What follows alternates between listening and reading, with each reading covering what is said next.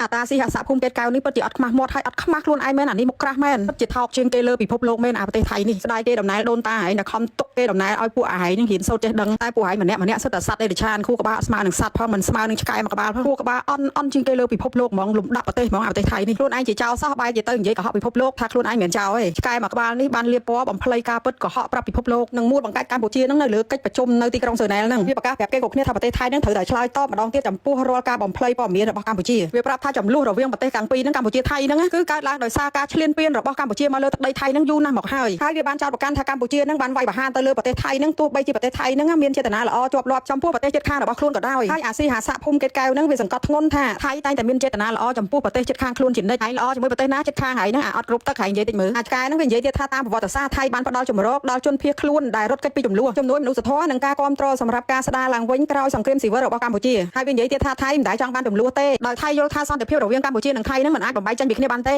អាចកែថោកទៀតអីអត់ខ្មាស់មាត់ខ្លួនឯងសោះពូជសាសថោកទៀតថៃសៀមហើយបានតែប្រពោះគ្នាស្បត់ដាក់ជីវិតរៀងខ្លួនតាអាចកែហ្នឹងវាព្រុសទៀតហើយវាថាសប្តាហ៍ថ្ងៃហ្នឹងថៃនិងកម្ពុជាមានបទឈប់បាញ់ហើយនេះគួរតែជាចំណុចរបត់មួយដែលឆ្ពោះទៅរកស្ដារទំនុកចិត្តឡើងវិញនិងឈានទៅមុខក្នុងនាមជាប្រទេសជិតខាងល្អវាថាទោះបីយ៉ាងណាក៏ដោយក៏កម្ពុជាហ្នឹងនៅតែបន្តជំរុញបញ្ហាទ្វេភាគីហ្នឹងនៅលើឆាកអន្តរជាតិដែរដែលនាំឲ្យរារាំងផ្លូវហ្នឹងឆ្ពោះទៅរកសន្តិភាពអាណាចង់ធ្វើអ្នកជិតខាងល្អជាមួយប្រទេសឯងអាណាចង់មានសន្តិភាពជាមួយប្រទេសអត់គ្រប់ទឹកថៃឯងទៅបបួភូមិបបួមីយ៉ាន់ម៉ាមើលចង់មានសន្តិភាពនិងចង់ធ្វើអ្នកជិតខាងល្អជាមួយឯងអត់គ្រប់ទឹកហ្នឹងវាបន្តទៀតថាកម្ពុជាហ្នឹងចោទប្រកាន់ថៃថាបានកាន់កាប់នៅលើទឹកដីកម្ពុជាហ្នឹងប៉ុន្តែតាមការពិតភាគីទាំងពីរបានចរចាបត់ឈប់បាញ់និងយល់ព្រមរក្សាទីតាំងកងទ័ពរៀងខ្លួននៅកន្លែងដដែលនិយាយដល់ថ្នាក់ហ្នឹងចុះអាតៃហោងឯងមាននៅស្ងៀមអត់ពួកអាតៃហោងឯងរុលរងថ្ងៃហ្នឹងវាថាអ្វីដែលថៃត្រូវការឥឡូវហ្នឹងគឺជាការបន្ធូរបន្ថយភាពតានតឹងមិនមែនជាការញុះញង់អារម្មណ៍សាធារណៈទេការញុះញង់ដែលបានប្រងទុកនិងផលវិបាកនៃបត់ឈប់បាញ់នោះទេគេរៀបចំក្រុងទុកចឹងហើយពួកប្រទេសឯងថោកទៀតប្រើតែល្បិចទេតើប្រើល្បិចព្រៃថោកទៀតដូចឯងចឹងអត់សមវានិយាយទៀតថាតាហ៊ានថៃនៅតែរងរបួសដោយសារមីនហើយការបាញ់ប្រហារឆ្លងដែននៅតែបន្តរហូតមកដល់សប្តាហ៍ថ្ងៃកញ្ចាស់បណ្ឌិតខួរក្បាលកូនក្មេងតើតើកូនក្មេងមិនស្ដាប់ពីឯងយល់តែរឿងទាន់មីនឯរឿងខ្មែរបាញ់ទៅលើឯងហ្នឹងហើយស្មាអន្តរជាតិហ្នឹងអត់គ្រប់ទឹកដូចឯង